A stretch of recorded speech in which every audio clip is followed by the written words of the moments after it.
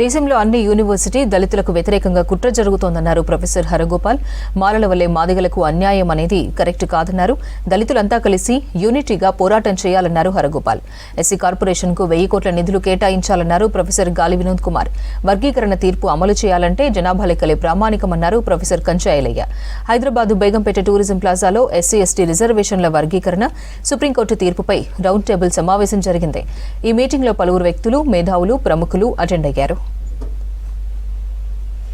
ఈ మారుతున్న సామాజిక సందర్భంలో దేశంలో రాబోయే కాలంలో వచ్చే ప్రమాదం మనం గుర్తిస్తే తప్పించి ఈ రెండు కమ్యూనిటీస్ లేదా ఉపకులాలన్నీ కూడా ఎందుకు కలిసి మాట్లాడవలసిన అవసరం ఉందంటే, ఒక 75 ఏళ్ల క్రితం ఉన్న వాతావరణం వేరు, వాళ్ళ 75 ఏళ్ల తర్వాత దేశంలో ఉండే వాతావరణం చాలా భిన్నమైన వాతావరణం.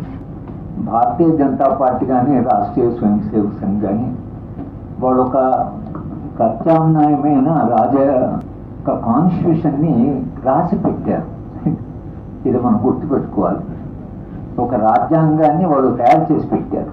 ఆ రాజ్యాంగం కూడా చాలా పెద్దగా ఉందని అలహాబాద్లో వాళ్ళకు సింపథెటిక్గా ఉండేటువంటి లాయర్స్ ద్వారా, అలాగే వాళ్ళు గోవాలో ఒక 7-8 ఏళ్ల క్రితము 3 రోజుల సభ జరిపారు.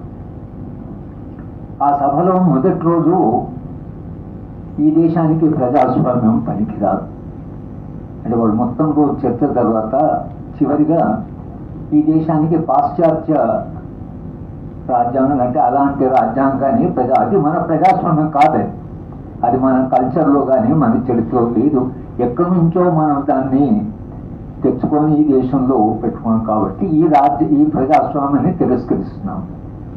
రెండవ రోజు రాజ్యాంగాన్ని తిరస్కరిస్తున్నాం.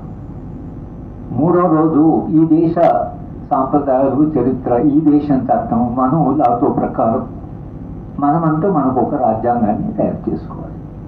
మరి వారు కూడా అంత జీవితకాలం అంతా దానికి వ్యతిరేకంగా రాయడము, ఆయన రెవల్యూషన్ అండ్ కౌంటర్ రెవల్యూషన్లో ఒక హెచ్చరిక మనకు చేశాడు. 30 ఏళ్లుగా చిన్న సమస్య, అతి చిన్న సమస్య, నా దృష్టిలో అసలు ఈ సమస్య కాదు, మా దళితులలో ఇది సమస్య కాదు. ఇలా దోపిడీ అని మాట్లాడుతున్న మా నాయకుడు, అరే ఈ దేశాన్ని దోపిడీ చేసింది బాగోలు భయ్, వాళ్ళ జనాభా ఎంత? 3% జనాభా లేని బ్రాహ్మణులకు వాళ్ళు ఎన్ని రేషియోలు ఉన్నారు, ఎంత రేషియోలు ఉన్నారు? మీరు కులాన్ని రద్దు చేయమని చెప్పి ఈ దేశ పార్లమెంటు మీరు నరేంద్ర మోడీకి ద్వారా ఈ ప్రభుత్వానికి ఆదేశాలు జారీ చేయండి, కులాన్ని రద్దు చేయమని. అంటరానితనం నిర్మూలన జరగదు, కులం రద్దయ్యేదాకా అంటరానితనం నిర్మూలన జరగదు.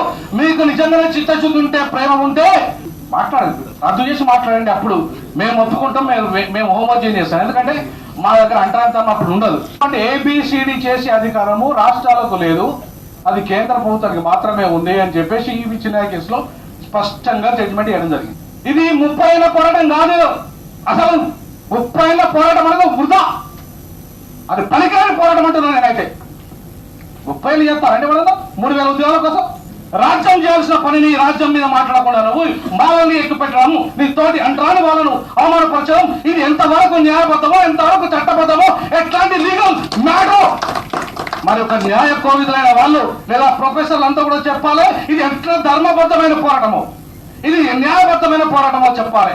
ఒక అంటరాని వాడిని తిట్టుకుంటా ఉంటే మజా చేస్తున్న అక్కడ కుల మేధావులు, BC మేధావులు, అలా మమ్మల్ని BC ఊర్లలో ఇవాళ మొత్తం SC STలు అణిచివేసిన చరిత్ర BCలది. మేము ఇస్లాం పోతే మాకు రిజర్వేషన్ రద్దు చేస్తాం.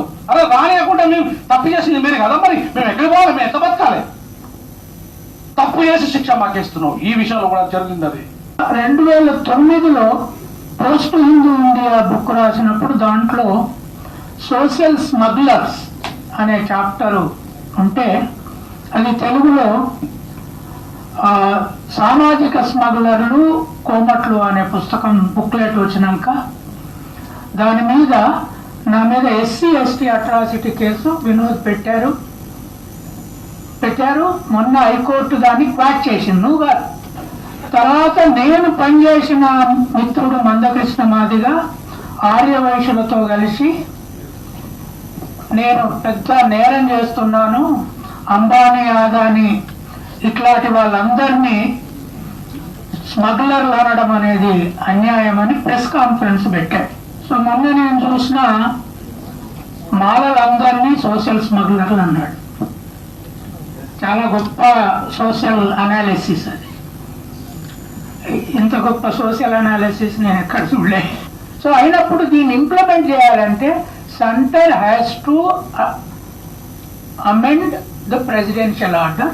In order to amend presidential order, they have to amend Article 341. 2004లో I think the judgment Vajpayee government ఉండగానే వచ్చినట్లుంది, ఆర్ సోనియా గాంధీ మన్మోహన్ పీరియడ్ వచ్చింది. But the whole debate, central government submitted its opinion by Vajpayee government itself.